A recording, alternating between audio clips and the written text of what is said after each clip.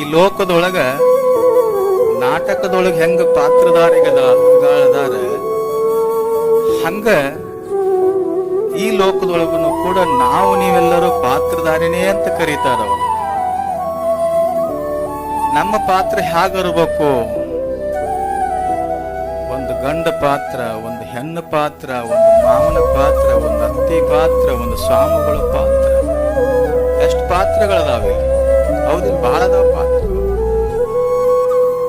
ಅದಕ್ಕೆ ಅವ್ರಂತಾರ, ದೇವರಲ್ಲಿ ಬೇಡ್ಕೊಳ್ತಾರ ಅವ್ರು, ಭಗವಂತ ನನಗ ಹೆಣ್ಣು ಪಾತ್ರ ಆದರೂ ಕೊಡು, ಗಂಡು ಪಾತ್ರವಾದರೂ ಕೊಡು, ಸ್ವಾಮಿಗಳ ಪಾತ್ರವಾದರೂ ಕೊಡು, ಹಿಂದಿನ ಪಾತ್ರವನ್ನಾದರೂ ಕೊಡು, ಪರದೆಯ ಮುಂದಿನ ಪಾತ್ರವನ್ನಾದರೂ ಕೊಡು.